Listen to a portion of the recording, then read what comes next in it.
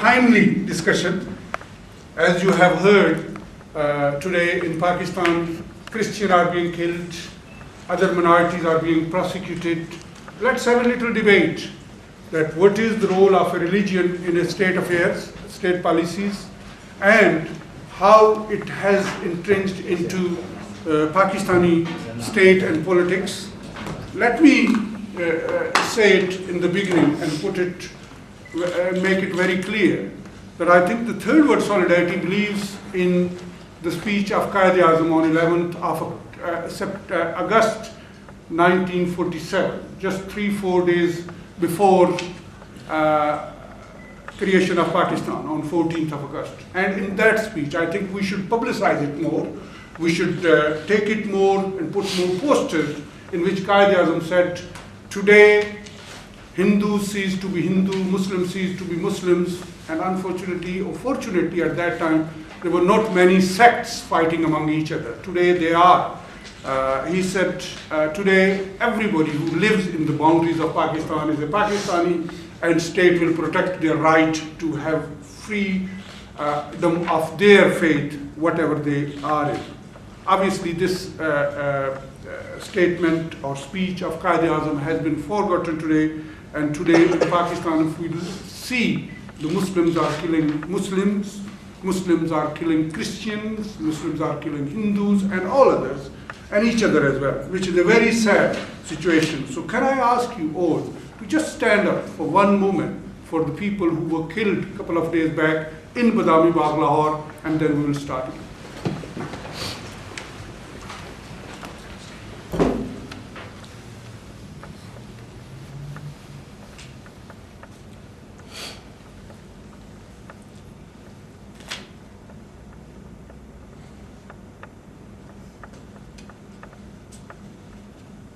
Thank you very much.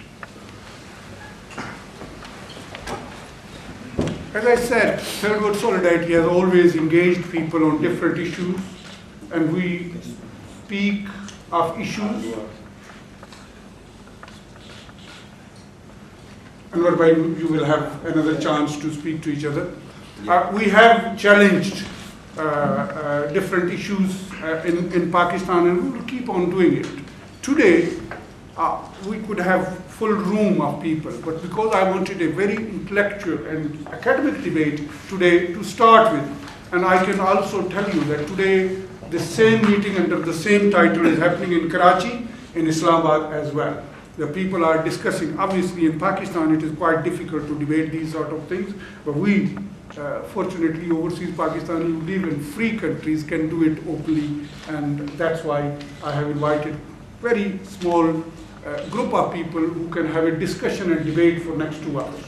So can I, first of all, thank all the speakers who have prepared the speeches tonight, and they will give you their perspective, and then we will have a discussion and debate. I've got 2-3 requests from people to speak, so once they have spoken, everybody will come in, because I want to have a very open debate, not a restricted one.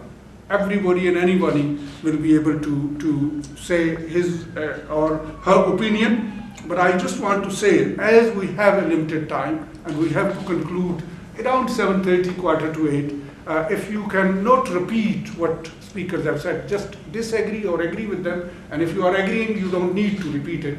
If you are disagreeing, then you can put forward your point. Can I first of all request Dr. Tahir Kamran, Iqbal Fellow in the Cambridge University, who is going to be keynote speaker, and we will allow him to speak as long as he wants to, but I wouldn't allow him to go more than 15 minutes. Dr. Tahir Kamran.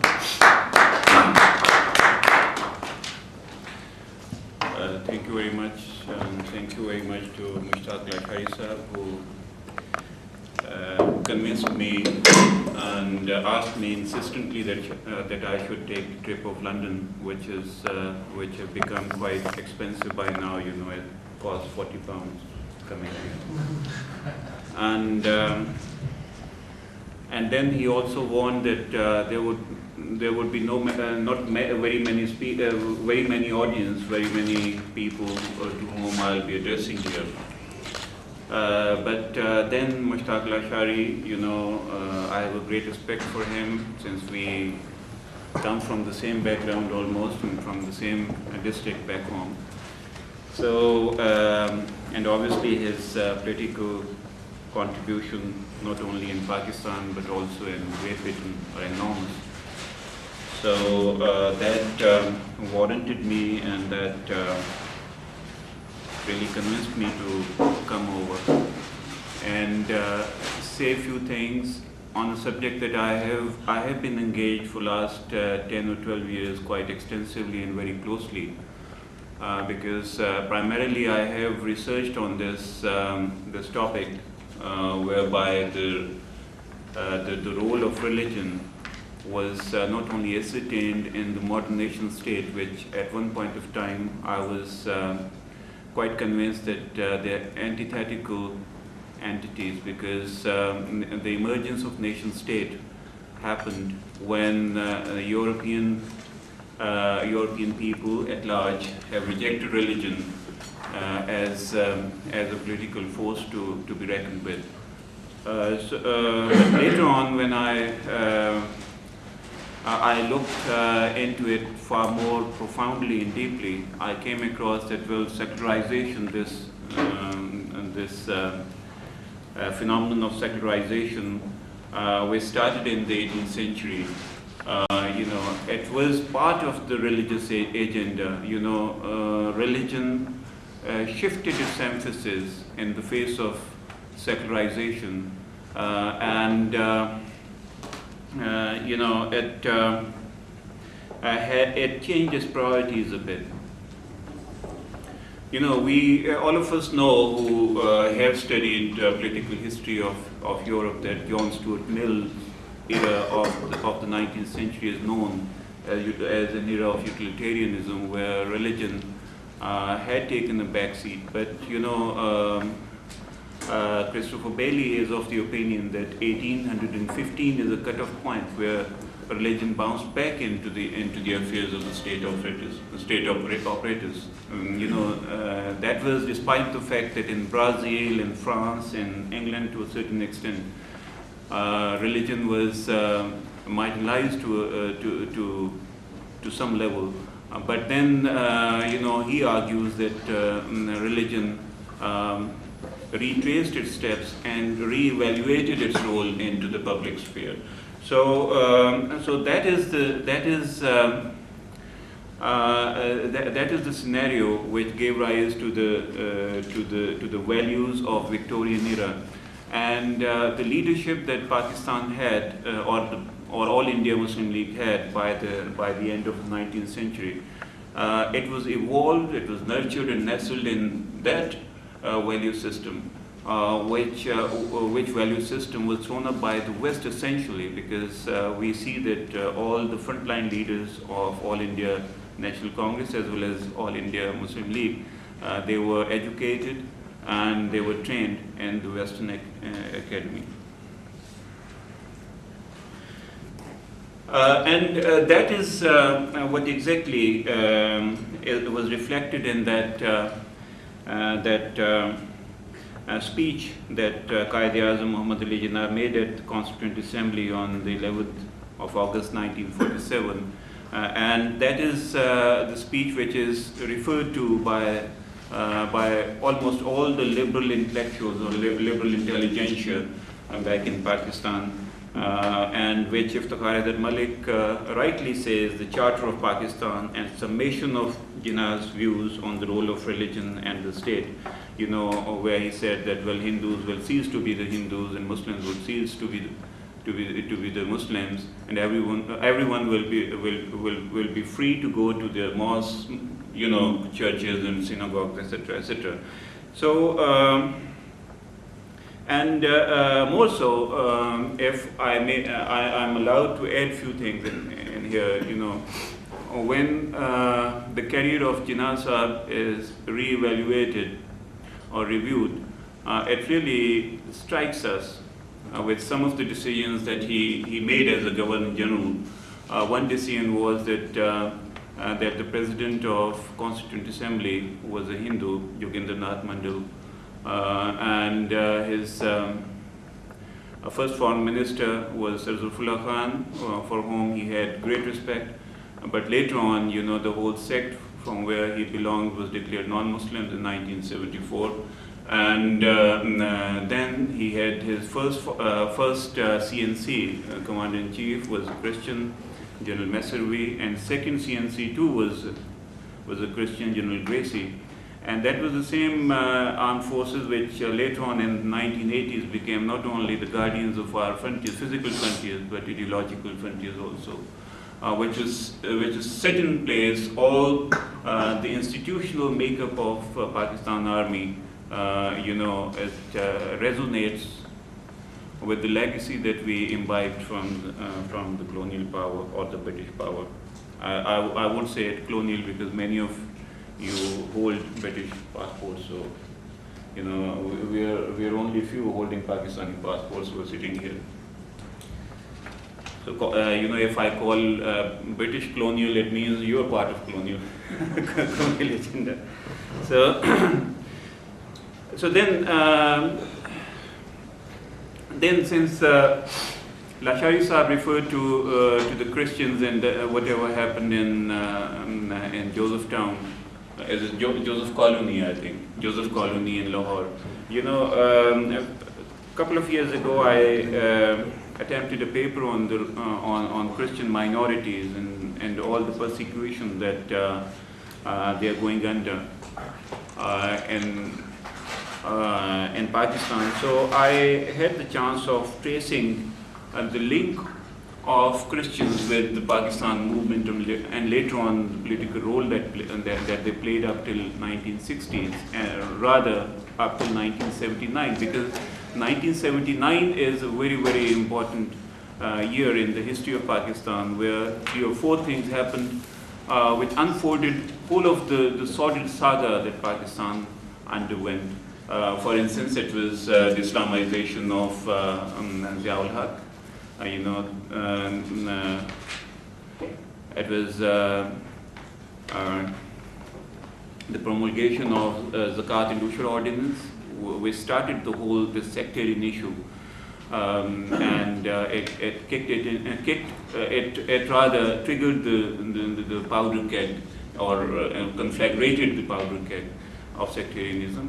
And then it was Afghan Jihad, which was started, in December 1979. Then it was the revolution of Khomeini Sahib, which mobilized Pakistani Shias, and it gave an opportunity to Saudi Arabia and America to invest a lot of money, funneling of the fund from Middle East in particular, which went to the Sunni madrasas, and that's how this hate speech started making things from bad to worse in Pakistan. And here, one thing is very, very important. All the literature which made things really abominable in Pakistan, most of that literature was produced in Darul Uloom Deoband, which still is in India. And I can quote a few books which were published, and published in 10 to 12 different languages, and that publishing was funded by the Middle Eastern powers.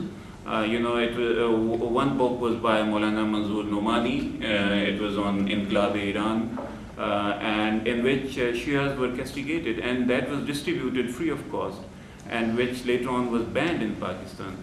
So incidentally, I have Urdu copy in Lahore, when I was working on the sectarian issue in Pakistan. So all said and done, 1979 is a very, very important year in the history of Pakistan, and all the social scientists and particularly historians should focus on whatever unfolded as a result of whatever happened in 1979. Similarly, 1982, 1984, 1986, when the blasphemy law was promulgated, that is the saddest part of Pakistan's history, because Asad Ahmed has done a wonderful work. He has done PhD on this Islamization of legal system in Pakistan from Chicago University, and his dissertation is worth reading, along with Munir Inquiry Report, which is, I think, the only a good document produced by the government of Pakistan. It's available on the internet, and I will implore all of my friends to just have a look at this Munir Kiani report. It has been said quite categorically and explicitly that blasphemy law's genealogy goes back to Judeo-Christian civilization or Judeo-Christian tradition.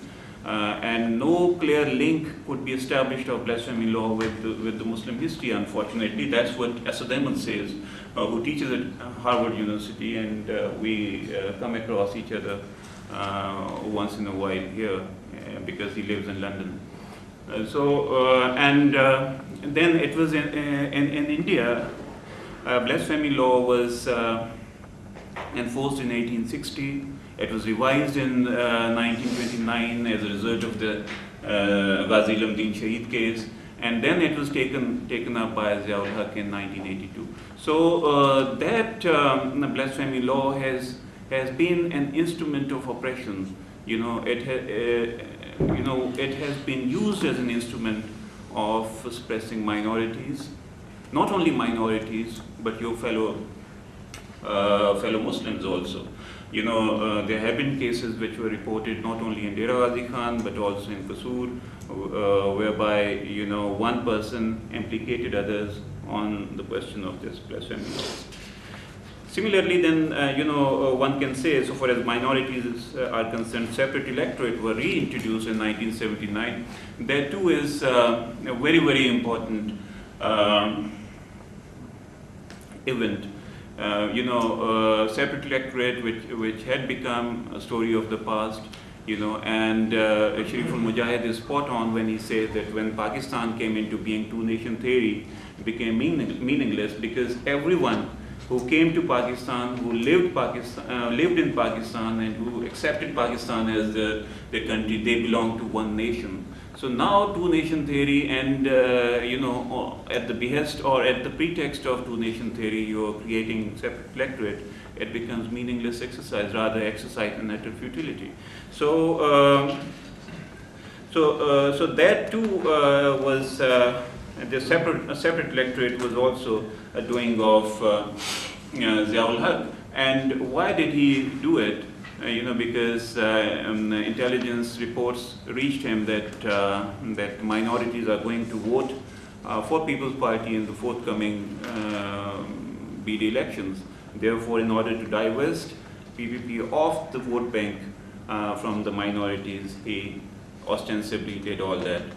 So, then I had the chance of looking at the Christian sources. What do the Christian people feel, in writing?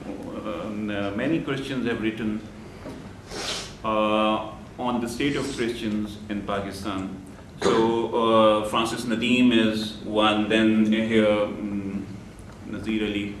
Michael Nazir Ali. Michael Nazir Ali is a great scholar. Not only he is a great scholar on theology, but on Iqbal also. He has read Iqbal and tried to understand Iqbal with great deal of profundity. So these people, and then also Joshua Fazaldeen was a great Punjabi laureate. So all these have their services. Then F.E. Chaudhry had his services, his son had services. So what is needed is that we have to reevaluate and review the role of religion in a nation state.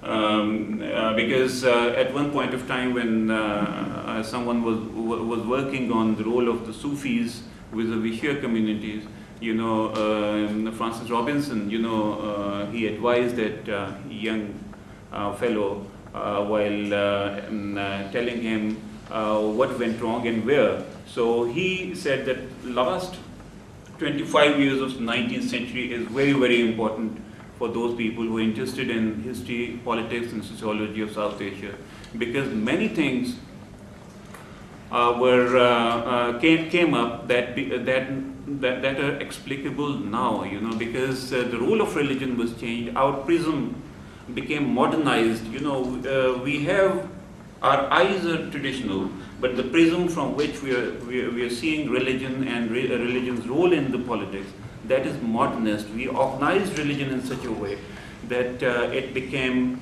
sectarianized, because prior to that, the first Shia-Sunni incident that was reported in the subcontinent was 1907. Before that, even if there were some diatribes, even if there was some polemic, but this physical confrontation between Shia and Sunni had never been reported.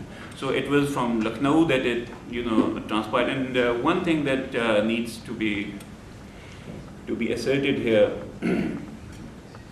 as Lashari Saab said that, well, before the creation of Pakistan, there was no Shia-Sunni, there was no Shia-Sunni confrontation. Well, there was Shia-Sunni confrontation in 1930s. 1930s is remembered as a very bloody era so far as the sectarianism is concerned.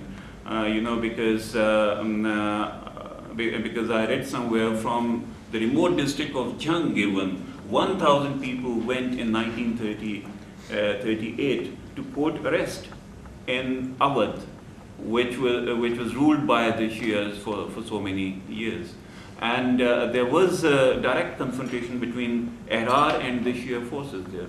And that this legacy persisted on even after the partition. And the same can be said about the Ahmadi-Sunni confrontation. Ahmadis became as a religious group in 1889. But then after Pakistan was created, that animosity between the Ihrar and Ahmadis, it conflagrated into something really very, very little.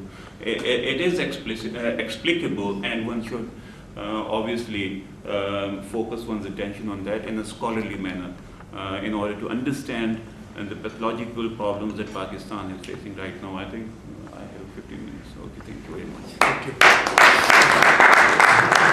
I think this is a debate which is started today, but it will continue. And I think Dr. Tahir Kamran has touched on many very important issues, I think, which we will debate this evening as well. As he said, I grew up in the 60s in Pakistan, and I still remember we used to go to army officer messes where the best whiskey was served. And I am a drinker and I still drink. I was in Pakistan 2 weeks ago, and in 13 days I went to 26 houses and there were bars.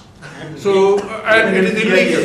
So, Eid day for you. of course, and I think it is that double standard and hypocrisy which exists in Pakistan, that they don't openly say what they believe in or what they do, and that is what I'm challenging. And as I said, in Britain, if we are making laws and we are sitting in Parliament, we first consult the people that how we are going to implement it. And if we can't implement it, we don't make laws. In Pakistan, you will see hundreds of laws being made and not implemented. We can discuss it and debate it another day. And I have got 2 debates coming up, one on 18th, election 2013, and then one on 25th. Mondays both I have chosen that people can come here more regularly. And at both places, you will have a lovely sandwich and drinks if you drink. One is in room T next door. On Monday the 18th, Sarwar Bari from Pakistan is coming. He is a director of Free and Fair Election Network, which is funded by European Union and British government to see how free and fair elections are held in Pakistan. And 25th, we are discussing, and which is also your subject, the role of overseas Pakistanis. 2 former MPs from Punjab, one from USA, one from England will be discussing it. Everybody will be participating. I can give you the details later on. Can I now invite our second speaker? And look, I have chosen one from Cambridge, one from Oxford, that there can be a balance. And we can see who is the better university. So Dr. Ishtiaq Ahmed from Oxford, Qaid-e-Azam fellow. Now the time is reduced to half, so if you speak for 7 minutes. No, but you should have told me earlier, I would have prepared it in a better way. I think it was very good. Dr. Ishtiaq, Thank you. Let's continue. Well, if you can extend my time 2-3 minutes more, Okay, then I'll be then- able to finish a couple of pages that I've written for this occasion. Yeah. Thank you very much, Lashari Saab, and Third World Solidarity for giving me this opportunity. My counterpart in Cambridge, Tahir Kamran, has already spoken scholarly words with lots of references. I'll focus on the current situation in Pakistan, which is quite horrific, and then explain very briefly as to how we have come to this situation and why, and then also what needs to be done to rechart Pakistan's destiny. But I'll begin from a couple of broader observations.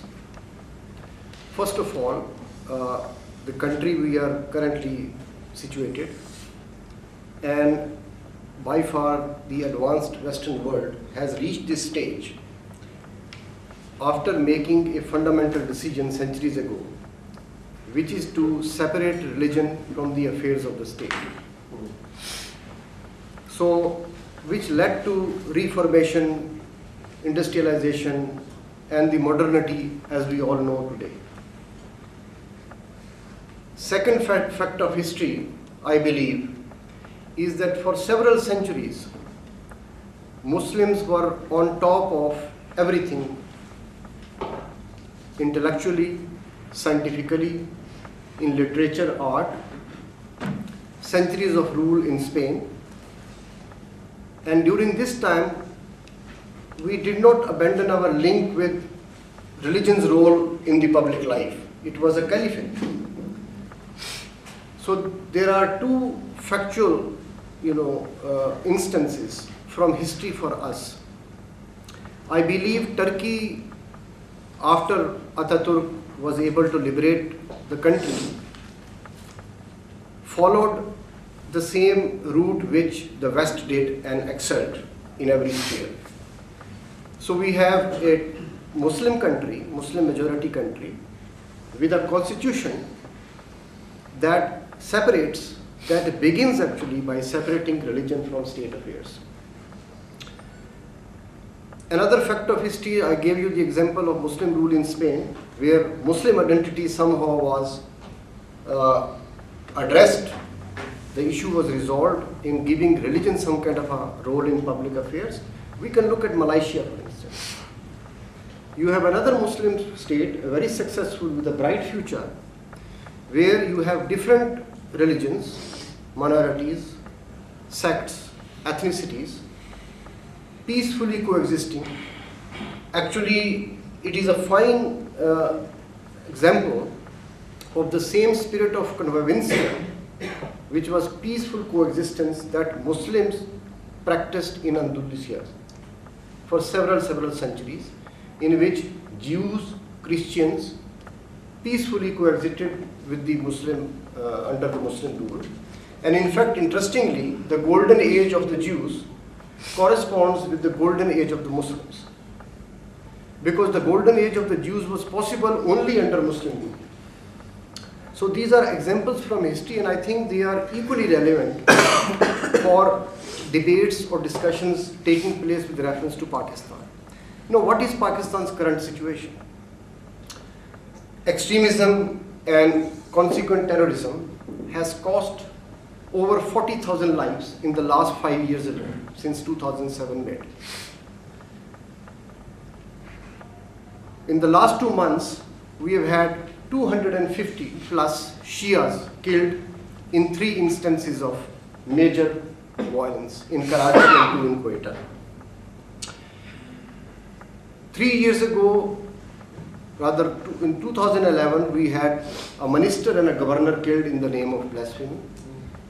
Last year we had, again, Pakistan was brought into disrepute in the modern world on this case of Ramisha in Islamabad.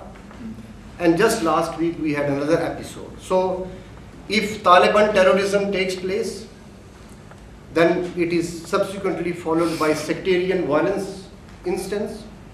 And then if that is not enough, then we have the blasphemy.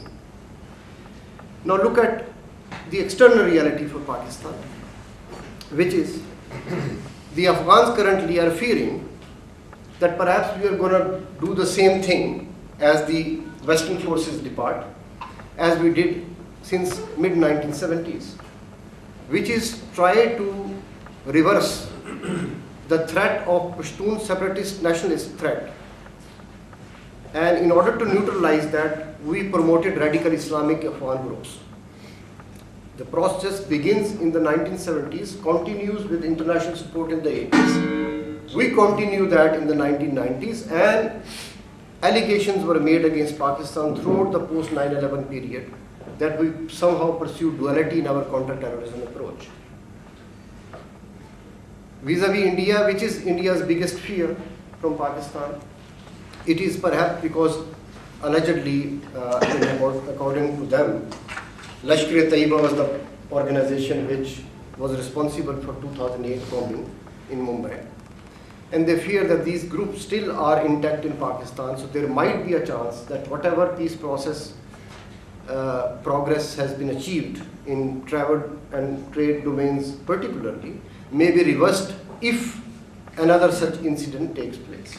So again, if the Afghans are fearing Taliban backing by Pakistan as part of the same broader process of reversing Pashtun nationalist threat, India is concerned about the same terrorist spillover impact, perhaps into Kashmir once again post 2014. And then international perception of Pakistan again, here is a country which although it gets aid, but then it does not meet the preconditions, which is to have some kind of a transparent counter-terrorism approach, target groups which are involved allegedly in cross-border terrorist activities as well.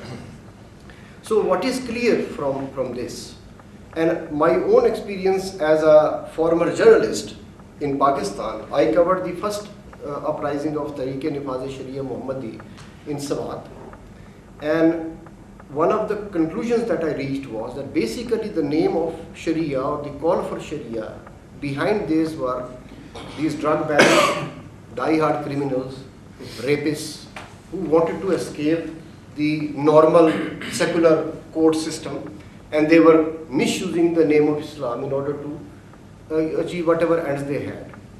I covered 3 instances of child and women rights violations back in 1994.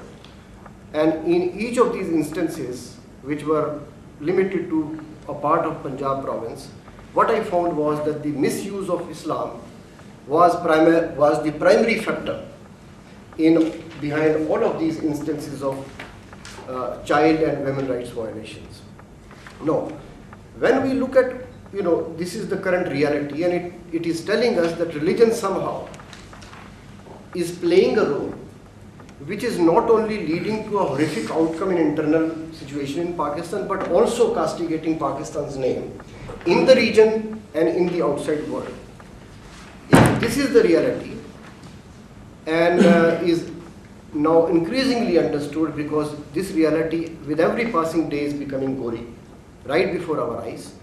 Then obviously the question then arises, is the same which Pakistanis have been asking time and again, as to why we created this country in the first place. Which factor motivated Pakistan's creation? And obviously when we ask this question, then you look at Iqbal, the one who gives the concept, and Jinnah, who makes this a reality. In the run-up to Pakistan's creation, one can find statements from Jinnah, or in Iqbal's discourse, you can still find some references in which might give the indication that the end intention, the real intention was to create an Islamic state.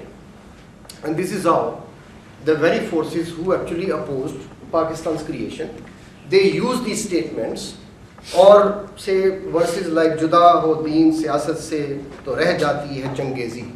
When you debate with a mullah as to why Pakistan was founded, and he would instantly come up with this statement, or with this verse. And then this means that secularism is some kind of a curse.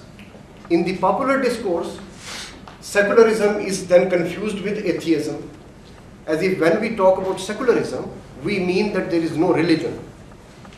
So, one problem with Pakistan is with the concepts as they have been popularized. Second is this pick and choose stuff that we, somehow those who dominate the discourse, are picking things out of context, which justify as if Pakistan was created as an Islamic republic. However, as Lashari Saab pointed out and Tahir also indicated, I think if you go through, perhaps there is no time to read the entire, excerpts from the wonderful speech that Jinnah made. In my 6 years in the Turkish world, I always made it a point that when I compared Ataturk and Jinnah, I think even all of the speeches that Ataturk makes and creates a secular republic, Jinnah's speech of 11th August 1947 is perhaps the finest ever statement on secularism by a Muslim leader. There is no comparison. You cannot really find. There is complete clarity. You just have to go through it.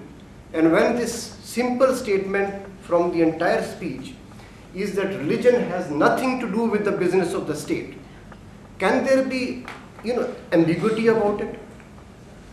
So, to start with is, we should look at the current quagmire facing Pakistan, and if states are presumably the rational actors, and if we go by logic and rationality, then I think ignore even if something else has been stated in the run-up to Pakistan's creation.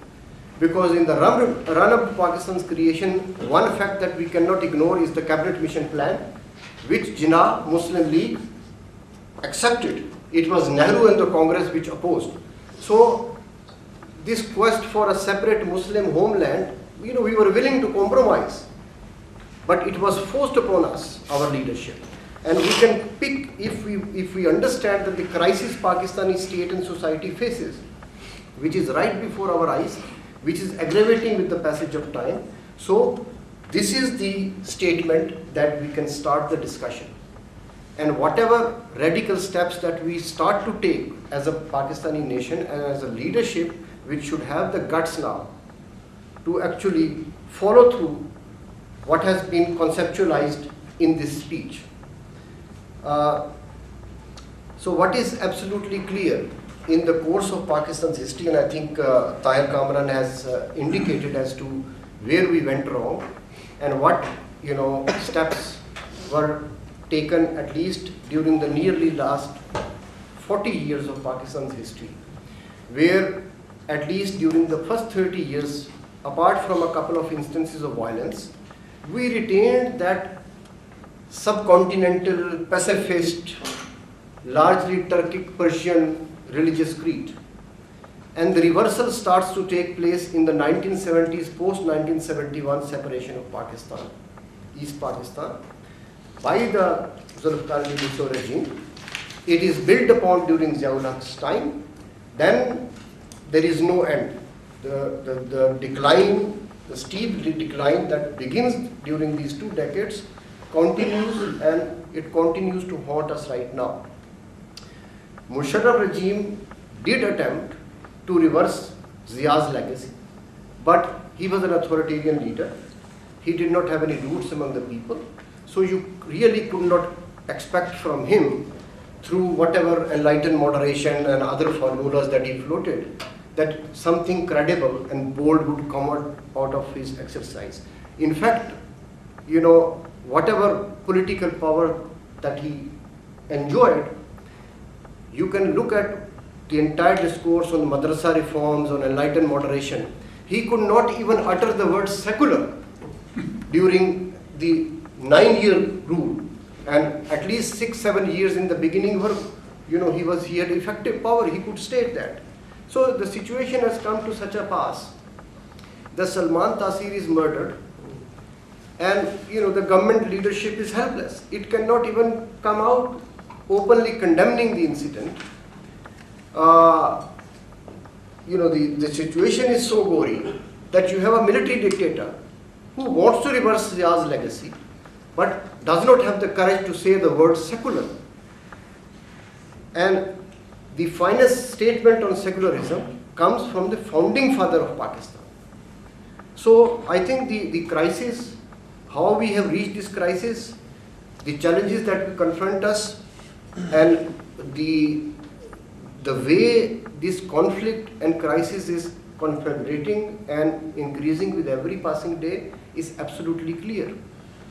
What remains to be seen is the new trend in Pakistani politics, in the discourse of the state, in the approaches of the leadership or the government, as to when we would start to take credible, bold steps.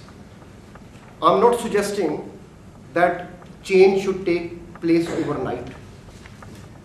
If it has taken 40 years for this cancer to spread its tentacles across Pakistani state fabric, societal sphere, and all domains of public activity, then at least we can expect some decades for the shift towards sanity, towards modernity, towards secularism to occur.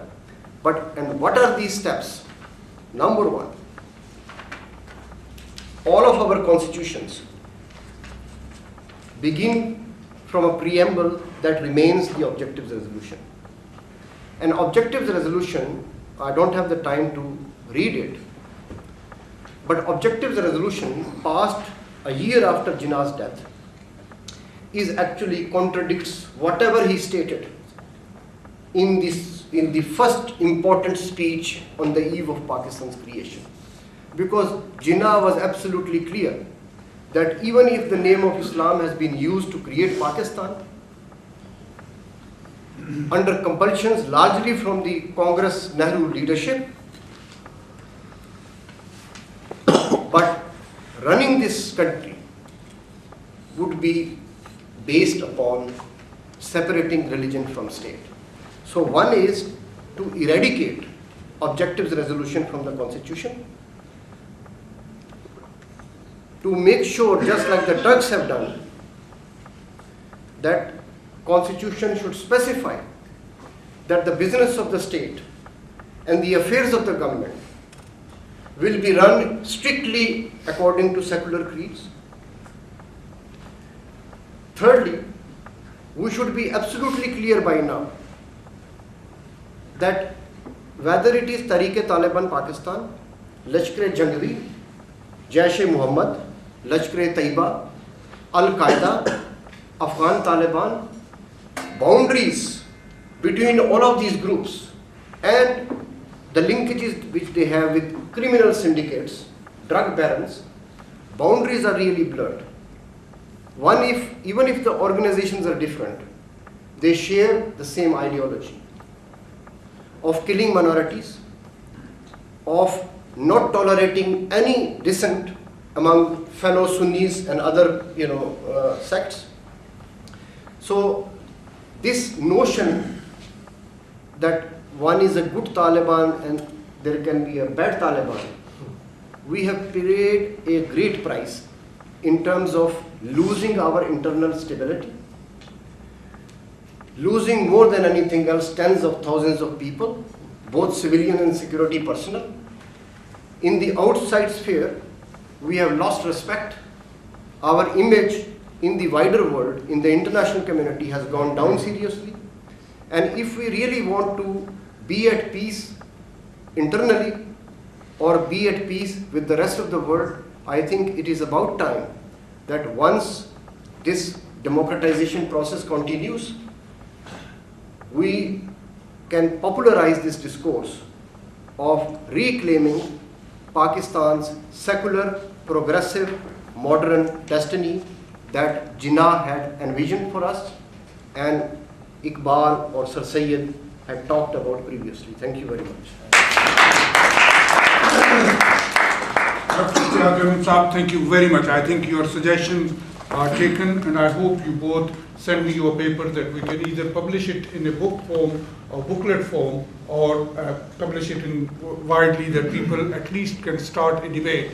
My next speaker, and I'm now requesting them to limit themselves, and I did say it 5 minutes, so can I request the next speaker to be 5 minutes each, and then we will have 2-3 minutes, and then we will have a debate. Tahir Qureshi Saab, MB, who is the director of FERD. Tahir Qureshi Saab. Thank you very much, Lishari sir. It doesn't matter.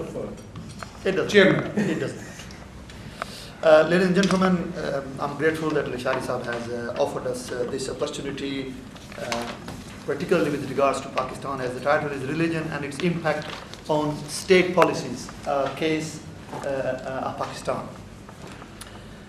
It's very close to my heart. I'm sure many of you know that on the 28th and 29th of June last year we held 2 days international conference, Future of Pakistan, a Shifting Paradigm.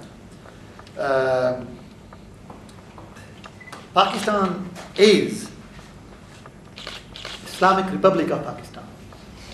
Either we change its name, just Pakistan, otherwise we cannot really remove religion from Pakistan. I think one of the suggestions, probably Dr. Saab, you should have been putting forward, is let's talk about the changing the name of Pakistan. That's not my suggestion though, because then as soon as I enter Pakistan, I'll be kidnapped if I move this resolution forward. So it is Islamic Republic of Pakistan. We are now not in a position really to say that is there any impact of religion on the state policies or not. Definitely Pakistan will have, and I turned it into a question which I believe gives a great stimulus to the brain and makes us think outside the box. Now I've made this into 2 questions really. Should state policies be affected by the religion? That's one. The second part is, should the religion be affected by the state policies? And I think in case of Pakistan, I will come to the second part, that in my view, religion has been affected by the state policies in Pakistan. The example I always give is, and a comparison is with Israel. Israel and Pakistan both came in existence in almost same period, and both in the name of religion. No matter whatever we say today, like Dr. Ishtiaq mentioned, Juda hoti siyasat se to reh jati hai changezi. Allama Iqbal said that, and if you start talking against something of that kind, then you will be prosecuted or persecuted in Pakistan. And if you start saying Pakistan ka matlab kya, la ilaha illallah, who said that? That's wrong. If you start saying these kind of things, you won't be able to enter Pakistan. Hence, we ought to be very, very realistic. The atmosphere or the environment what has been created in Pakistan in these days, it is terribly appalling. And it was the state policies. Why I said does the state policies affect the religion, or have the state policies affect the religion? My answer is yes. When we entered into Afghan jihad, that was not the religion that took you there. It was the state policy that took mullahs and madrasas and ordinary people there. And that is really now haunting us. It has become a lucrative business now. It's nothing to do with the religion. Religion was affected by the foreign interference as well as the dictator's policy at that time. So now we are lumbered with this policy. The state devised to counter the Russian attack, and after that everybody knows that when the Soviet Union got disintegrated, West achieved their objective and Pakistan was left in lurch. And Pakistan has the drug and Kalashnikov culture, and as far as the Shia Sunni is concerned, I remember very clearly one of the madrasa I'm from Multan, Dr. Saab, by the way. One of the madrasa in Multan, it's a very staunch Deobandi madrasa. And you know who used to chair the annual jalsa? It was the late governor of Punjab, Mukhdoom Sajjad Hussain Qureshi, who was from Shia background. A Deobandi madrasa, whereas their annual gathering, Jalsa, was chaired by a staunch Shia living in Daulat Gate, and madrasa was just a mile and a half away from that. So that is the relationship what Shias and Sunnis were enjoying in Pakistan pre-Afghan jihad. So it is the state policy which affected the religion and the religious institutions. The other point I have for you is, I haven't got the academic paper, but there are a number of issues which we need to raise here.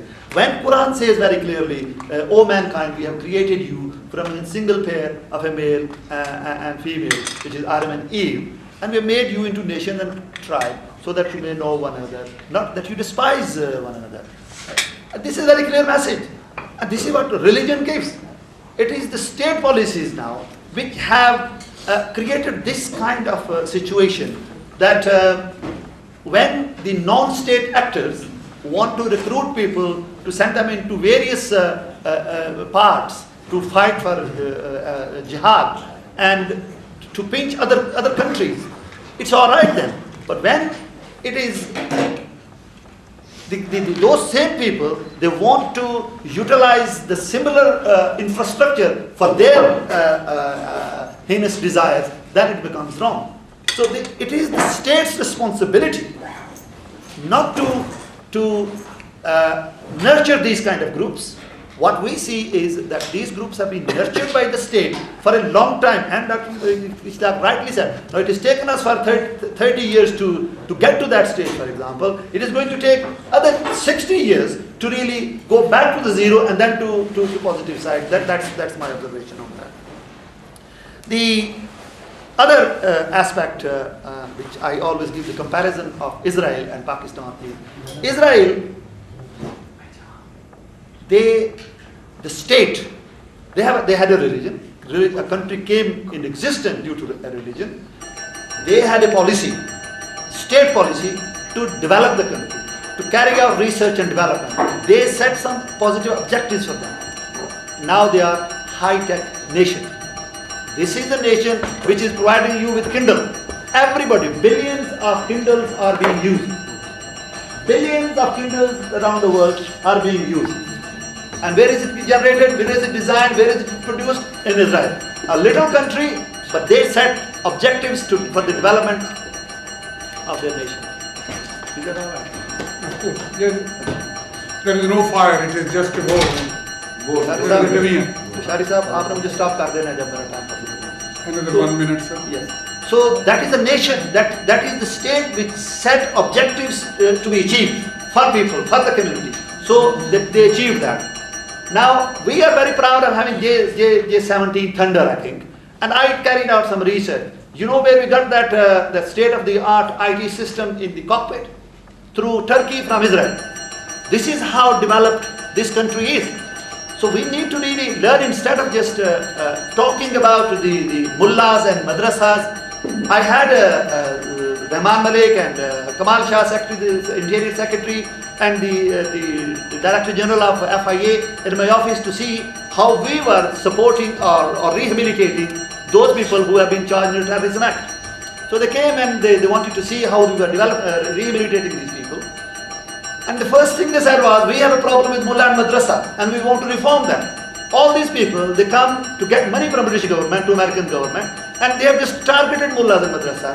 I had a meeting only a few weeks back with 5 wafaks. I took a delegation from here with 5 wafaks of Shia, Deobandi, Brelvi, Jamaat Islami and Salafi.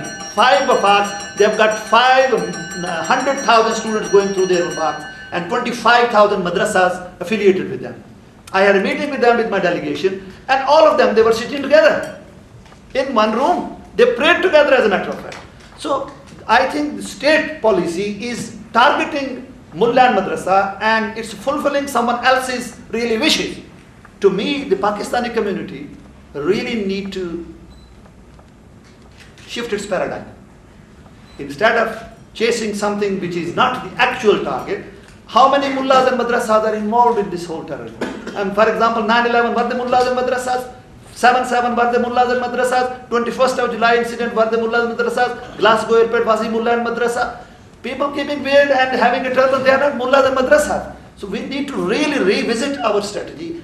Who is behind this all? I had a detailed conversation with the Secretary General of Wafaqul Madaris only yesterday because of this incident in Badami Bagh, Lahore. And they have issued a very strong statement. They were with us when we were in Pakistan. And now they are openly coming out and they're saying, whatever is happening, this is not Islam. And again, Islam is being tarnished. Muslim community is being tarnished, the madrasas are being tarnished, the reputation is really now gone down. So I think the ordinary community, forget the mullahs and madrasas, we need to really take the responsibility. We need to stand up to this whole mess what has been created due to state policies, and state policies have had a great impact on religion. And finally, what is that we can do? And I just wanted to make a comment, Dr. Tahir Kamran Khan. This Ahmadiyya issue was it done by the madrasas? I'm sorry. It was at the time of a secular party when they were ruling. It was the Zulfikar Ali Bhutto, the Mumtaz Bhutto type of people, and Wali Khan type of people. They were in the parliament at that time. And I think we need to again think, why is it that when the governor of Punjab goes to the prison, he is presenting a government, he is the governor of a very large province of Pakistan, sits in the prison with Asya Bibi and says this is a black law. Why doesn't he go out and get that changed? Why doesn't he speak to President Zardari and get it changed? Whereas that Shari Rahman now, she presented a bill, now she should have a courage to continue to present that bill, and the parliamentarians should have supported her to go forward. But now where is that bill gone? So this is again the nothing to do with the religion or these are the people who are exploiting the situation, exploiting the vulnerability of Pakistani community. This is second part. Finally, just one second. And the recent incident of Ramsha Masih, I spoke to straight away many ulamas in Pakistan at that time because I worked very closely with them. These people, they issued a statement about Ramsha. They mobilized themselves. They knew that it's a great threat to now Mullah and Madrasa. They mobilized themselves and they came out and said, but this has nothing to do with Islam, this has nothing to do with Madrasa. Let's go and find out what is actually behind the scene. So now that Imam or whoever that guy was who actually engineered this whole project, now he is in prison. So when people, the community takes responsibility, things do change. Finally, what is that we can do? Other thing. What we have done is we have given huge number of scholarships to the Ministry of Harmony in Pakistan, to under Forum for International Relations Development. They come, they study with us. This is a Changemaker scholarship. These are the people who would come and study with us on Global Community Entrepreneurship Program or any program. They study and they go back and they work as a Changemakers in partnership with our institution. The Wafaqul Madaris Secretary General came, we gave them 10 scholarships. Today we had Bishop of Lahore in our secretariat. So we have given them further scholarships so that we create change makers. I think this is what the entire community living here in Britain, they need to work together. Today I have offered £200,000 in partnership with Justin Greening, the Minister for International Development, DFID. So she was with us today as well.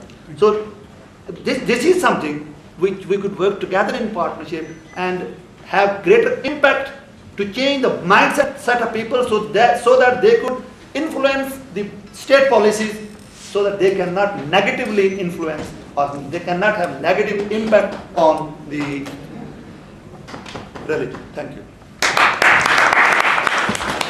Qureshi Saab, thank you very much. I know that this is a subject which everybody has very great things to say, but I wanted to say thank you to a few people. I know they are going to leave at 7 o'clock and that's why I was trying to conclude, but I know I will be coming after Qassim Saab to you.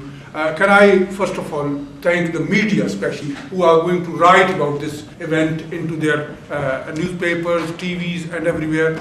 Asif Dahar Saab, Ijaz Ahmed Saab, Tanveer Zaman and Samina Bilal who are columnists, and I hope you will write on this. First of all, this is just written matter. This is not a journey from a TV channel to a bingo. It is actually Makkah in Saudi Arabia. So, from entry to Makkah to read it, I must warn you that it might change your life. As Dave Anderson, Chief Hassan, and you, Hayward, and Dr. Qassim, ourselves have shed enough light on our journey. Give him a big hand and welcome him on behalf of a ruling party. So I think I don't think I'm here as a Liberal Democrat. I'm here as somebody who Fine. has a love for Pakistan. It's good. And it's my heritage country. And first of all, it's excellent listening to scholars here and academics. My perspective is going to be slightly different, and I'm not as clever as you guys, so I'm going to read mine if you don't mind. To put religion into historic context and policy influences, it may seem naive to distance its genesis from the Torah, the Bible and Quran. As over time the scriptures reflect great cities and civilizations, Mahalala, the king of the 7 regions, building Babylon, and the farthest city of Suez, Jacob placed a stone for Jerusalem, Abraham establishes Makkah, Bethlehem as the city of David and the birthplace of Jesus, Muhammad in Medina, may peace be upon all of them.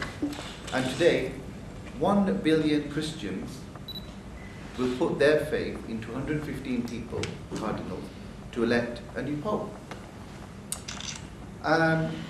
Who most probably, I believe, will be more popular than Justin Bieber, and Obama combined. And in the mother of all democracies, we have appointed bishops in the Lords influencing our modern day policies. There is no doubt that Pakistan, from its conception as a dream by its many religious funders, finders, and the sacrifices made by millions during the haphazard initiated partition for a homeland, is far from any would-be perceived reality. As a British-born Muslim Pakistani who endeavoured to fathom the social, economic and political ramifications at every level of this young, diverse, haphazard and almost traumatized country, one has to have some faith and say that it has come a long way to current day parliamentary strengths. There is no doubt that amongst the hard-working, dollar-a-day survivors to the growing 10 million social media savvy youth, in an ever volatile and unpredictable climate, a national collective character has always been for and is democratic, manifested in the famous long marches, rallying some behind religious clerics, all demonstrating with the desire to further promote a democratic culture in a sometimes torn Muslim community, yet unmatched, with a quota for minorities and 76 women parliamentarians, which is 28%, in a country of 160 million people, where 60 million live in poverty. Half of the men and 2/3 of women cannot read and write, where 12 million children are out of education, and 1 in 11 children will die before they're 5. And maternity rates are in the tens of thousands. Yet at every election, 35 million men and women, young and old, poor and rich, in Pakistan demonstrate their democratic right to vote with passion, hope, ultimately with faith, to bring out a stronger political government. Without doubt, there is no shortage for that want of honest, transparency and effective leadership that we take so granted here. However, many believe the inability of certain governments to live up to the expectations of the masses has unfortunately paved the way for the nation to look towards unelected forces, a contradiction to the founders and its belief a situation far from the true reflection of the struggling Pakistani nation's political aspirations. Many from the Pakistani diaspora hope that collectively the strategic interest from world powers can contribute to the strengthening of a parliamentary system. Not security, noting security, development, strengthening of institutions, and clearly interlinking. There is a strong desire in Pakistan for a powerful and stable political critique system. For this, the Pakistan Army has extended the assurance and has avoided interference at a number of occasions for which army chiefs of yesteryear have been taking over. Pakistani media has emerged as a powerful and enlightening institution, which is constantly making the public aware of the value of voting and to hold the parliamentarians to account. Without doubt, there is a groundswell of dissatisfaction and disenfranchisation. People demanding effective leadership for the right people to come into parliament. Hence, education of the voters is imperative. Stressing the institutions dealing with provision of basic services must be depoliticalized, so that the masses do not have to look towards the MP even for minor favors. The world must help Pakistan in attaining fundamental economic independence and literacy levels, where the masses know the roles and the duties of parliamentarians, and through the courts, its legislative processes, the growing media and proven institutions must hold every one of them accountable through democratic means. As I conclude, there is a general perception that international players for self-interest influence elections in Pakistan, only further fueled by ignorance and self-interest extremists. The world powers must act to prove that to be wrong. The power of the people can only come from the power of the pen, the ballot box, and the policies. What Pakistan needs is a hand up, not a hand out. With the help and support of the international community, the increase in youth and women voters of 87 million Pakistanis, I believe the faith will truly deliver the beginnings of an accountable, democratic, progressive, hybrid policy future. I believe that is the way forward, where you bring faith together, you bring democracy together, and the issue of political Islam or extremists or ignorance is where we have to look at the way forward. We have to differentiate between these points.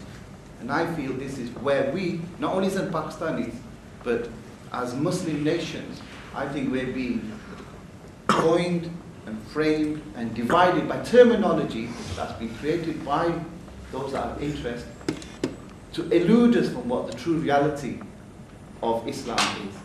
I believe that political Islam and democracy go together hand in hand, and this is the way forward. One cannot exist without the other. Thank you very much. Thank you very much, Qassim Afzal Sahab. Can I invite Ahmed Shazad, OBE, and I hope you will speak on the subject, religion and its impact on state policies, a case of Pakistan. Thank you very much indeed. First of all, congratulations, Nishali Sahab. You have organized this very good meeting and at a very appropriate time. But let me just explain to you very briefly that the Human Rights Society of Pakistan, which I represent, and as Zafar Sahab is our Pakistan, who is the body of Human Rights Society of Pakistan. What we have done, very quickly I want to explain to you, we have written to the Chief Minister Mian Sahab and requested that those people should be compensated and they should be given all the assistance they need.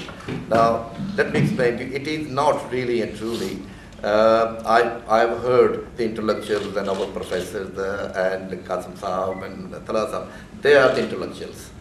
Our job, to be honest, is to condemn wherever there are atrocities against any Pakistani in Pakistan. And these atrocities and these killing is absolutely not tolerable, and we condemn it with the full sort of hard, and we will continue condemning them. I feel I'm now very hopeful, and I think with the new thinking, with the new parliament, with the free media, with the people like you organizing a meeting like this, we can have a debate. It's a very, very serious debate.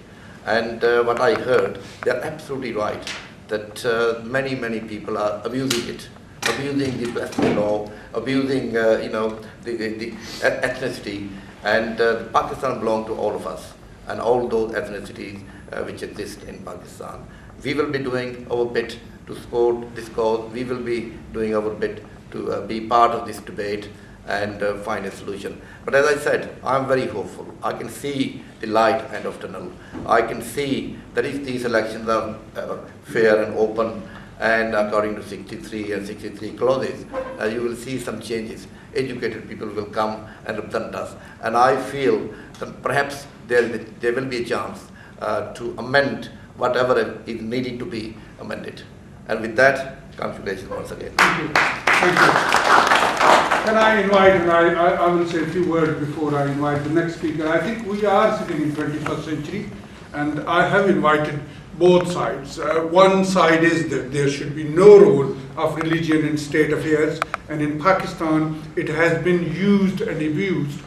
Even I personally believe that was the biggest mistake of Zulf Kali Bhutto, to amend the constitution and make a sect of Muslims non-Muslim in 1974. Second thing, Bhutto, as I said it previously or already, that he himself was a drinker. He banned whiskey, and then he had to go to Mochi Gate in 1977 campaign and say, I do drink whiskey, I don't drink the blood of the people, to defend himself. I think it was wrong of him to indulge into that or make the state indulge into the affairs of a religion. We know that Christians in this country have not one sect or two sects, but hundreds of sects.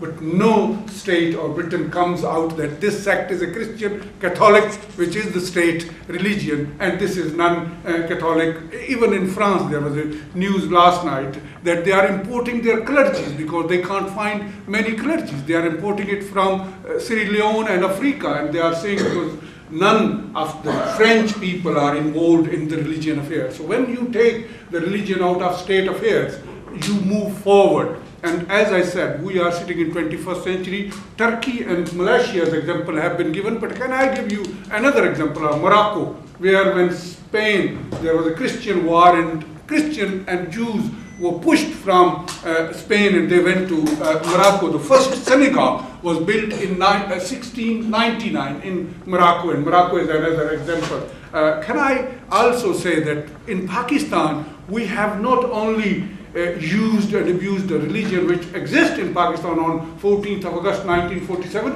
we have imported a lot of other things. We import lipstick, we import perfumes, we have also imported our religion as well, and which has become a very dangerous place to live because that imported religion has become a biggest debacle in Pakistan. Can I invite Chaudhry Muzaffar Saab to speak religion and its impact on state affair case of Pakistan? I think you yourself, Dr. Tahir Kamran and Dr. Ishtiaq has explained very well. The facts were given very precisely. I would say one thing, I won't blame mullahs particularly for this. I'll totally blame absolutely corrupt and hypocrite leaders of Pakistan, political leaders. Thank you. Mullahs, if you take the period of from President Ayub before that, post period, you won't see mullah anywhere. Pakistani public have never elected mullahs. You will hardly see 4 or 5 mullahs in parliament. Since Bhutto onwards, Bhutto was the first person who not only religiously corrupted Pakistan, but economically. He really ruined Pakistan in every respect of life. Thereafter will carry on General Ziaul Haq, and thereafter musical chair between Nawaz Sharif and Benazir Bhutto, whatever the reasons behind it. Mullah grew stronger because they knew all the political leader was hypocrite, corrupt, and they were using for their own purpose. And that's where we end up. Now, if you take Islam, nobody has interpreted Islam in a proper way. What Islam says, Islam absolutely believes in secular state of government, which was the first government ever in Islamic history, the Declaration of Medina. What it was? It was by Holy Prophet himself. And what all the declarations said, the Jews will be treated according to their laws, local people according to their tradition, and Muslim according to their laws. What it means? The true spirit of secular. Now, who the hell are these mullah to explain what the Islamic state will be, when the founder of the religion himself has given the practical example of it? Now, number 2 point, as Dr. Saab mentioned, when Pakistan was created, the name was Republic of Pakistan. It was not Islam. Did, as you mentioned, the objective resolution on 1948, the absolutely coward and selfish people who did this, absolutely deviate from the speech of the Qaid. It was the Qaid who created Pakistan, and I give the 95% credit to him. All the other leaders, which he himself said, I have some khote sikke in my pocket. You know all what he meant. You know, the thing is this, when Islam says and believes in secular and the founder of the religions, then no other mullah can explain in better way than the founder himself. Now the next thing, as you said, it took 40 years, 30 years, and might take 30 years to reverse it. I don't believe in it. You know, we look at the history. You know, whenever the religious problems come, it is always because of the emperors and the leaders, not because of mullahs. Because they use them for their selfish interest, and the result comes religious problem. Even now, when you say the governor of Punjab, the richest province, is killed, and even the president cannot, he doesn't have courage to condemn it, he's not a president, he's a mullah. They are rubbish. Leader leads. Do you have to take tough decision? Yes. When you take tough decision, then you are leader. Are these people now leader? No. They are absolutely corrupt, incompetent, and they have no will and desire to put the Pakistan right. Doesn't matter whichever political party they are. Unless until you change the system, there is a drastic revelation, it won't happen. Ataturk did it, not only politely, but he used the force which he needed.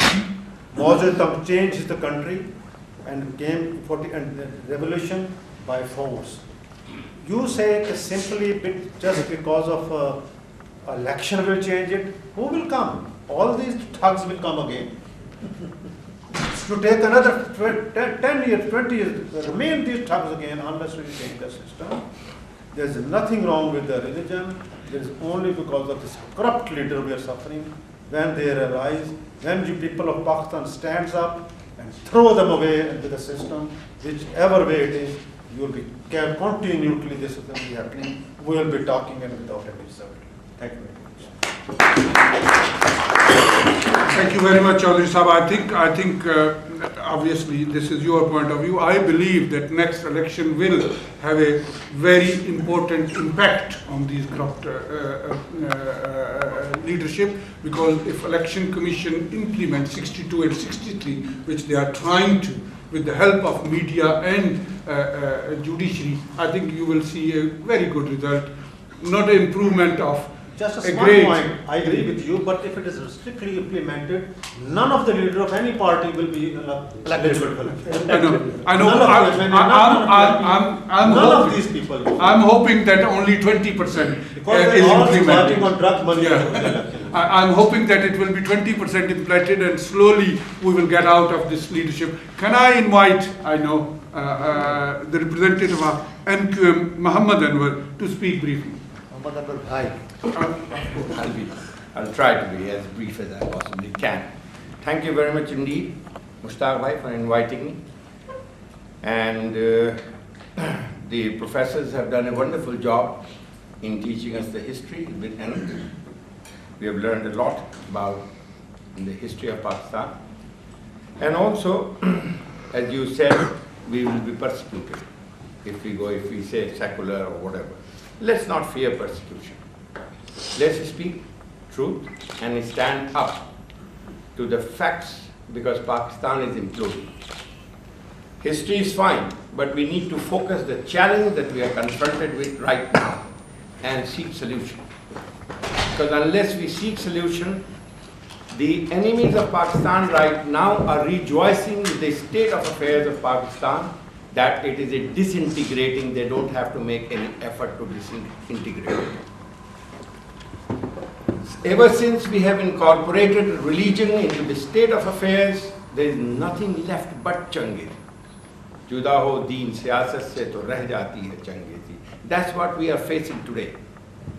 Now, coming to the next election, that the democracy would yield results, I think next election we will see Lashkar-e-Taiba, Jamaat Ahl-Sunnat wal Jamaat representative in the parliament, thus legitimizing terrorism into politics, and that arrangement has already been reached between Nawaz Sharif and Jamaat Ahl-Sunnat wal Jamaat. This is all over newspaper. So this is what the democracy would yield. Yes. And so long as this scourge, this Talibanization, Lashkar-e-Jhangvi and Sipai Sahaba, Sipai Muhammad, so long as they exist, Pakistan will never be allowed to have stability. And so long as it is, the democratic government cannot get rid of them, because they cannot pitch police against them. So therefore we need somebody mighty powerful to tackle them. Now coming back to the history, Professor Ishtiaq Ahmed Bhai said that Pakistan was thrusted upon us. It was created by who? Nehru and Vallabhbhai Patel, and indeed British. But have we ever been taught this in the history lessons? Not to my knowledge. It is being glorified. So unless and until we teach our generation the right history, we would never ever prosper. Altaf Bhai once said, the division of India was the greatest blunder of the history of the mankind. What was wrong with that? He was heavily criticized. It was not just division of the land, it was division of the Muslims. Add up all the Muslims, India, Pakistan, Bangladesh, add up Dalits and add up Christians in India. We would have been in ruling position right now with 40% population of Muslims in India, all over, had we not been divided. Now coming back to again Professor Ishtiaq Ahmed's point that it was created for the, India was created for the Muslims of the subcontinent. But those who made most sacrifice were declared very soon traitors and separated. Blame was shifted upon them for being traitors. A minority had declared a majority. This is what the democracy yielded. Now, coming to the point that 1974, a democratic set of had declared Ahmadis non-Muslims, and Toaha sowed the seed of this Talibanization, engaged us in a war of US and Russian ideology, capitalism and socialism. We were engaged by capitalism to defeat socialism. That was not war for democracy. It was for supremacy, because US feared that the whole region would come under the influence of the socialist Russia if Afghanistan is won by them. So that was not Allah's war for the, because the same theory that we were taught, that Ahl-e-Kitab and they were infidels, same Ahl-e-Kitab have more or less been declared infidel. So let's come to the focus, because the time is short. if we want to defeat this scourge, call them back, those who created this mess. Call them back to clear this mess, because they have the power. None of the democratic government would have the power ever in Pakistan to defeat this. Let's be realistic. Let's not chant rhetoric of democracy. What democracy has yielded so far is what we are facing today, both military and democratic forces. Democratic forces have not done great job. In 5 years' time, we have lost more lives than ever before. And this was a democratic dispensation. Unless and until we are ready to face the truth, we would be living in a state of denial and like an ostrich, and we would then be eliminated by these forces who wants to conquer, who wants to establish a Sharia state. They don't accept our constitution. They don't believe in democracy. That is the kind of enemy that we are faced with. And how can we get rid of them? So a short-term, immediate-term solution, call the army, get the mess cleared. Second, once this mess is cleared, then we have democracy, and then we would have a true, stable democracy in true sense. Educate people.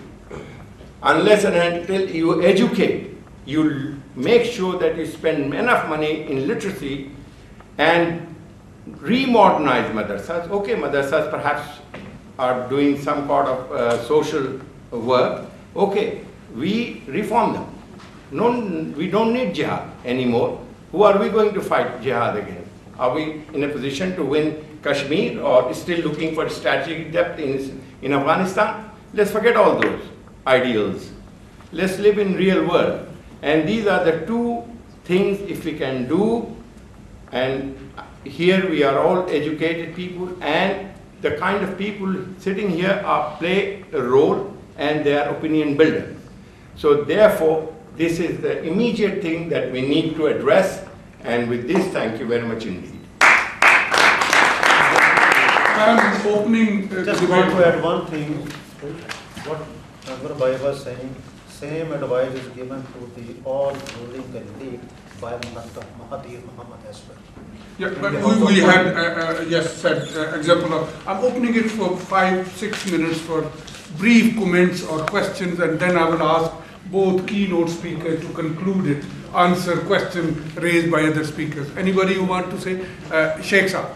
I just wanted to touch on a point that Dr. Tahir Kamran raised on the army becoming an ideological frontier in fighting this jihad war. And that legacy, unfortunately, now lives on. And we understand, I mean, and as Anwar Bhai said, if we wish to live in denial, that's, our choice. But do we continue promoting that legacy on the one hand in terms of having that ideological promotion on the one hand, and then fighting a war in Waziristan or with our own people? And then, of course, the truth. Are they being funded by the drug barons? Are they being funded by people of that, promoting that extremism in the country? Is that what is happening? Thank you, Sheikh Saab. I'm coming to Huma Price, Barrister Huma Price. Thank you very much. Thank you. To me, the title of this debate was incomplete. When you talk about religion, secularism, the state, and you're talking about Pakistan, you've always got to include corruption in it. Because the rise of religion is also a protest against the corruption of the rich ruling people as well as the rich ruling parties. And you talked about alcohol. The thing about alcohol is it's not just an anti-Islamic thing in Pakistan. Alcohol actually symbolizes wealth and power amongst those people who don't have any at all. So we give it a religious meaning, but it isn't necessarily for someone who doesn't even have food to eat. And you flaunt the fact that you have access to alcohol. What you're showing is the party, the sort of background you come from, your wealth. Unless we address the corruption in Pakistan, it's pointless, with the greatest of respect to all the scholars here, it's pointless talking about religion opposes secularism, because the real underlying problem in Pakistan and the progress, and I find it farcical that you quote Ataturk, and can we compare Ataturk with Zardari or Nawaz Sharif or even Imran Khan, frankly? To me, it's a real joke to compare somebody like Ataturk who wanted to improve society and do something, and that is why Turkey has survived the way it has survived. And that is why Pakistan is in deep trouble, not because religion is a problem there, but because corrupt political leaders are the problem there. No, Thank you. Ataturk was compared with Mullah Fazl. Let me. The young lady at the back, you want to say something? Who has written this? Stand up and say your name and then say. Thank you very much for coming, and it is very, very important that we have a very young voice of dissent, I suppose, but say. Okay, with Pakistan's background as a religious society, and it's so embedded into the community, if you go on the path to secularism or a secular system, then does this risk religion being stigmatized? Thank you very much. It is a good question which I will ask the professor to answer. And can I say, when we give the examples, when we give the examples of Turkey, Malaysia and Morocco, we are not telling the leaders of Pakistan, we are telling the society, and that's why this debate has to reach to the 180 million people of Pakistan, not to the ruler. We know what rulers are doing, everybody has said it, and we don't trust them, but still they are elected by the same society, 180 million people, Mohammed Anwar Saab and everybody, and we want to tell those people, raise their awareness, raise their education. Tanveer Zaman Saab. Thank you very much. First of all, all the people have raised so many points, so it's difficult to cover everything and to point out everything. I would only say that there was news in the BBC that a circular was, a memo was circulated in all the foreign offices of America that they should double their efforts to control the Saudi funding in the networks in all over the subcontinent and in Afghanistan in particular. So this is something to understand, that the phenomena of extremism is not local in Pakistan. It is something sponsored and backed, by Saudis, by Qatar, by Kuwaitis, and that is, how these people are living there, and they are causing trouble to the society. So it is that sort of international phenomena.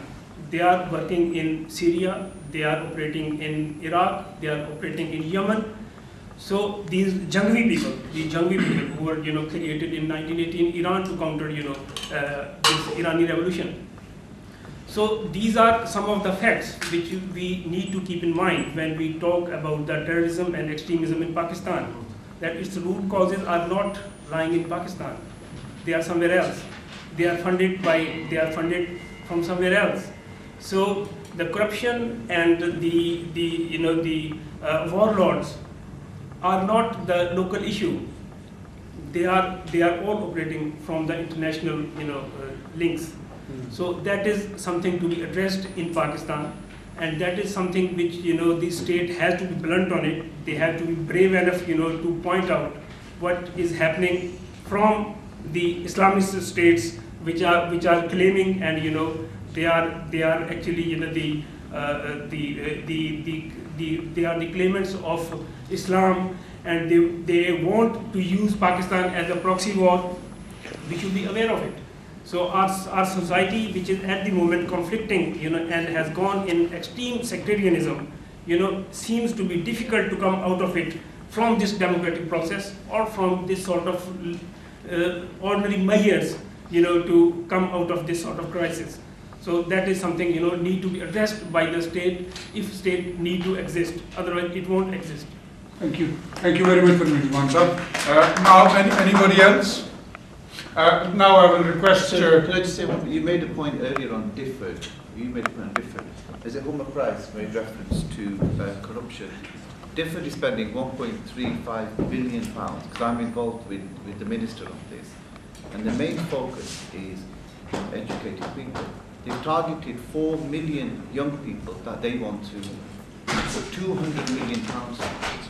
And if we're going to counter extremism and terrorism and madrasas, it's not countering the religion, it's countering the poverty that's there and how those people who are in power are misusing their power to manipulate the system. You know, just one other point, and the other thing is, they also want to empower 2 million women by creating micro businesses that will make them self-sufficient. And if they can do that, then you're educating the future generations. Because one of the arguments here was based on democracy, that you cannot really seriously want to return back to some sort of military rule, because on the global platform, even though during the Bashar of sanctions there were certain economic benefits, that is not what Pakistan wants, and that's not what the West wants. If we are to liberate Pakistan, it has to be by eradicating corruption, educating young people, and moving to a democratic process. And this is where religion will become your personal issue.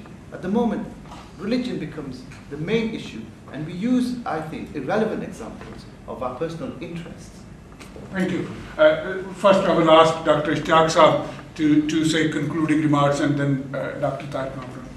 Yeah, I'll just start by saying that sometimes, tragedies somehow have to occur in order for us to learn valid lessons and change course. And I suspect that the pattern that I personally see in Pakistan in the last few years is that we are heading towards greater, more experiences with the tragedies in the months and years ahead. And until we start to take bold decisions that Tahir, Kamran, and myself, I think we hinted at. The irony right now is, as Anwar Saab also pointed out, is that now the army actually doesn't want to have a dialogue with TTP, which in the last many years has claimed responsibility for so many killings. Sometimes 40 people killed, 80 people killed, instantly claim of responsibility by the very leadership which now wants to negotiate peace. So once we start to make dialogue and compromises, and the spirit of compromise right now is being represented by Maulana Fazlur Rahman, Nawaz Sharif, and the mainstream and regional political parties, unfortunately. Army has taken a stand that the civilians should have taken. Army's stand, I think, is really appreciable right now because the terrorism and as an outcome of extremism has not only hurt civilian population but also security personnel and major security installations. One final comment. What we are seeing in Pakistan actually is a blowback from state policies, as you were pointing out. It's a blowback to strategic depth policy in Afghanistan. It's a blowback to our lenient approach to jihad in Kashmir in the 1990s. It is a blowback from the sort of triangular counter-terrorism approach that we adopted post 9/11 vis-a-vis Pakistani Taliban, a tough approach, Afghan Taliban and their affiliates, a lenient approach, Lashkar-e-Taiba or India or Kashmir-specific terrorist groups, again a lenient approach. Now, if this cancer has spread so wide and so deeply, and if it requires some kind of a bold counter-response from the state authorities, then obviously we can expect the real power wielders of Pakistan to change course. And as I can, perceive right now, that there is apparent shift in this power-wielding state force approach as a direct response to aggravating internal reality, which is that we now, General Kiani recently considered sub-conventional warfare as a far greater threat, by which he implied was terrorist threat from extremist groups as a far greater challenge facing Pakistan than the traditional security threat from India.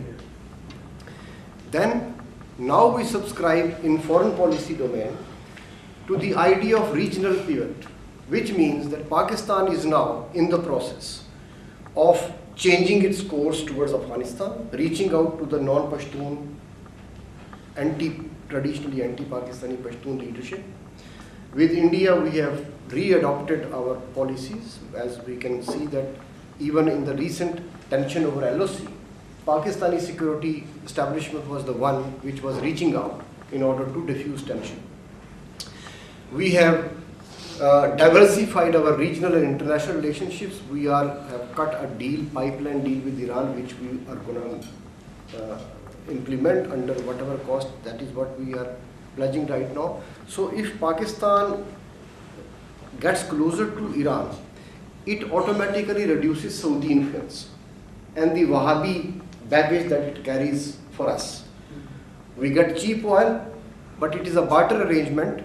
They give Wahhabi extremism into Pakistani society in return. And also, last point is that it will also lessen our exclusive dependence upon the United States, which used us throughout the Cold War period to create a green counterbalance to the Soviet red threat. And we cannot really trust the Americans that although they have been against Al-Qaeda and all these Islamist groups and Taliban, but you never know. 3-4 years down the lane, the same alliance may re-emerge. And we will be again in the same trap. So once we diversify our international regional relationships, consolidating ties with China, reaching out to Russia, this gas pipeline project with Iran under any cost, then we actually disassociate ourselves at least from the international regional impact, from Saudi Wahhabism, American devious conduct vis-a-vis us, and internally, as I pointed out in my own remarks, that I think it's about time. And I was not trying to compare Zardari with Ataturk. No, there I is no wasn't comparison. suggesting that you This were. was I this wasn't was suggesting no. that. But This talking this about was them this was saying- only with reference to the secularism statement and discourse, which I believe Jinnah was much more clear than Ataturk. I have tried to analyze in one piece as to what Ataturk was saying, and he created a modern republic, and what Jinnah was trying to articulate the eve of Pakistan's creation. So, with these remarks, I think. Thank you very much, Doctor. Just one question. Doctor, if you now, we are running out of time. Yeah, you I can know. speak later on. No, I don't want to speak, I just want to clarify one question. Quickly. We don't need any country's influence in Pakistan, because was it not Iran's influence after the revolution that brought this proxy war? And against that, Saudi reacted with their version. So we don't need anybody's influence. Correct me if I'm wrong. But we can cut economic deals with the countries. Yeah. Thank you. We are doing That's a economic different thing. Thank you very much. Later on, you can talk on this. Can I ask Dr. Tahir Kamran to say a Okay, few words well, in conclusion? since time is running out, first of all to Mr. Toaha Qureshi, thank you very much for your observation, but then you're dealing with professional historian, and professional historian eats out of the factual history, facts, historical facts. So the historical facts are, that is, whether it's states' policies or not, I'm not arguing in favor or against it. Just referring to numerous studies that have been carried out recently on this Majlis-e-Ihrar movement, which became in 1949 as Majlis-e-Tahaffuz Khatm-e Nabuwat, and Ataullah Shah Bukhari came and stayed in your city, and he is buried in your city. And he was the biggest spokesman against Ahmadis, and then Qazi Ehsan Shujabadi, and then Masjid Wazir Khan became the fortress, and Abul Asnad Qadri led the movement of 1953. That's the reason I reiterate, please do read 1953 Munir Kiani report.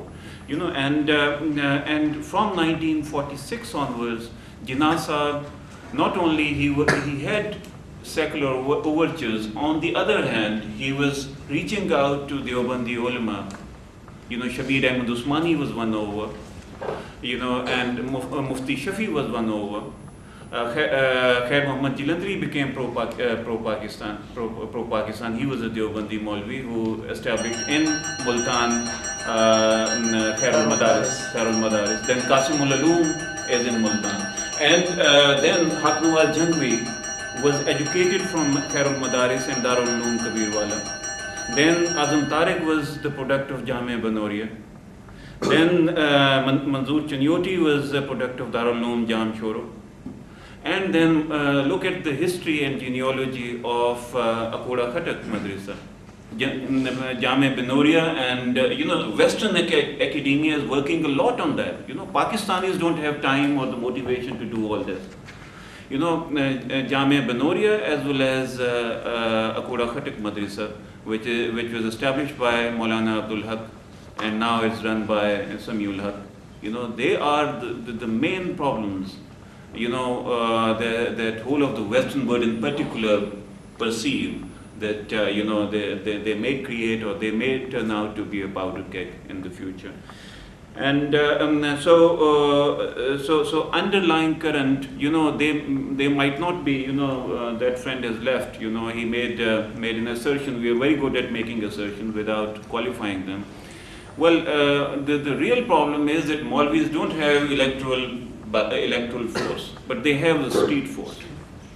And you know, and that street force was demonstrated quite explicitly in 1953, when they came out and they just they left not only the national government but later on the provincial government at a standstill. You know, that's the reason martial law had to be imposed. General Azam, you know, carried out military action against them, and it was only through military that they were sorted out.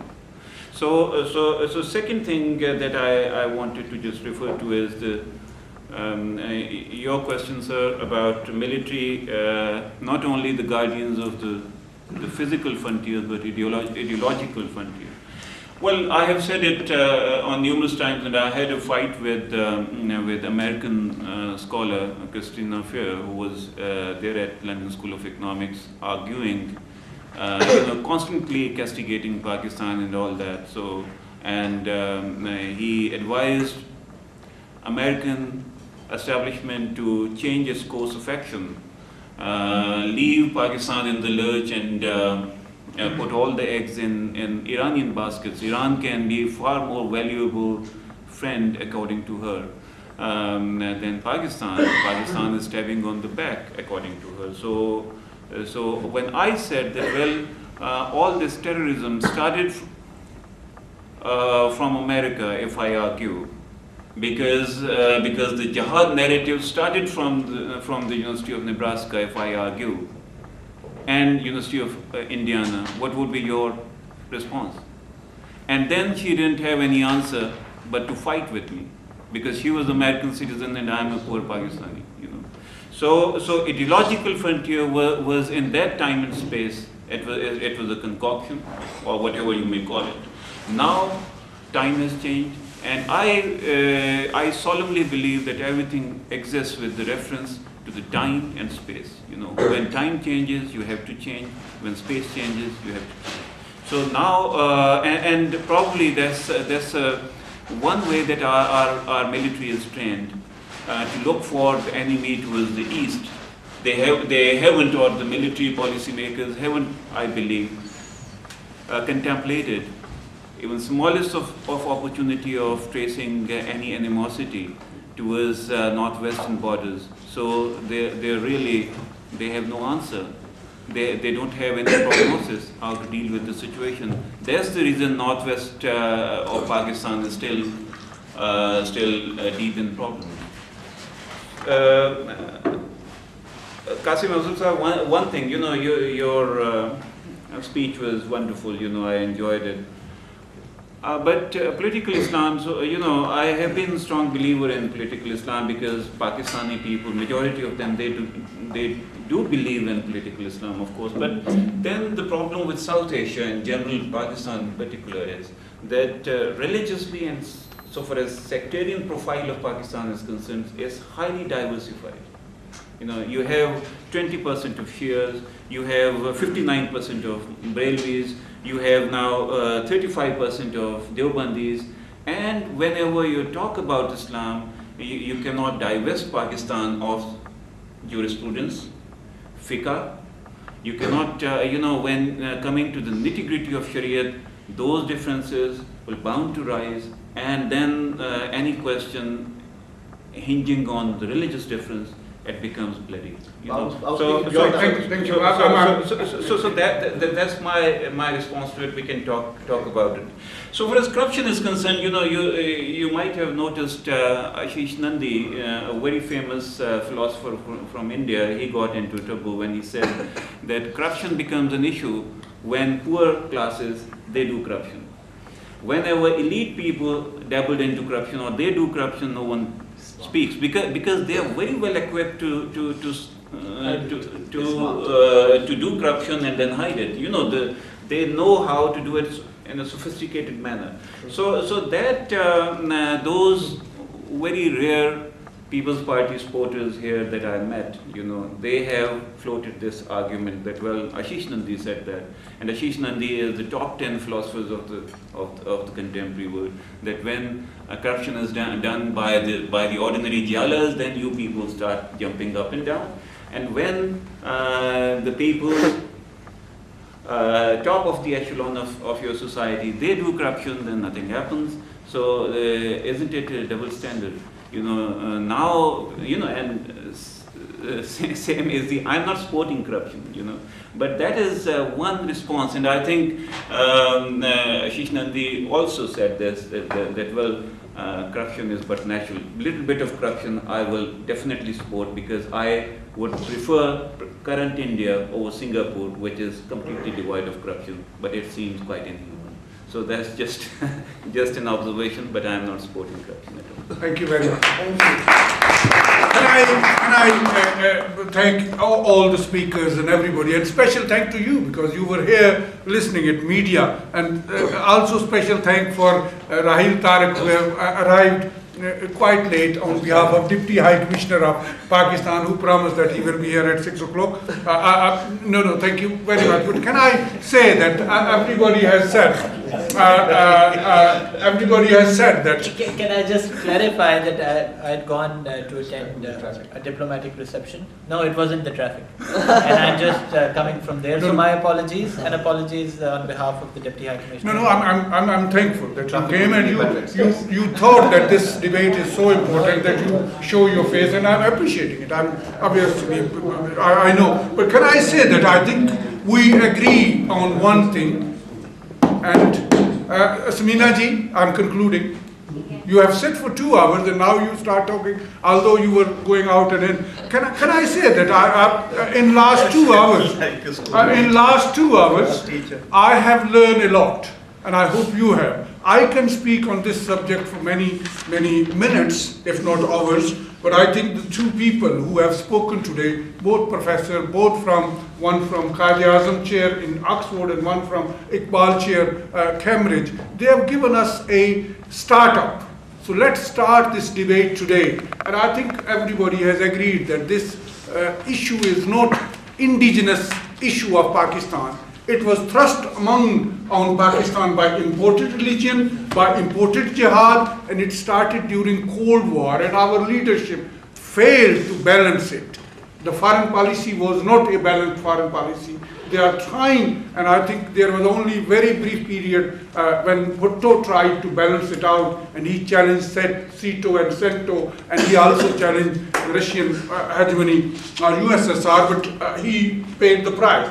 I think this will come again when China merges as a unique power in that region, and Russia, India, and other merge as well. I think you will see this Cold War re-emerging. So what I'm saying is, let's start this debate that we don't want religious interfere into our state affairs. Let's make the religion as our personal faith, and let's believe and become an individual faith, whatever faith you believe in, whether you are Christian, Hindu, or any other religion, Shia or Sunni or Wahhabi or Deobandi. Whoever lives in Pakistan should have the equal rights. Let's start campaigning for it. Let's start debating it, because debate become the campaign become the law, and law become implemented in Pakistan, even it is set by individuals, not by the parliament. Thank you very much once again for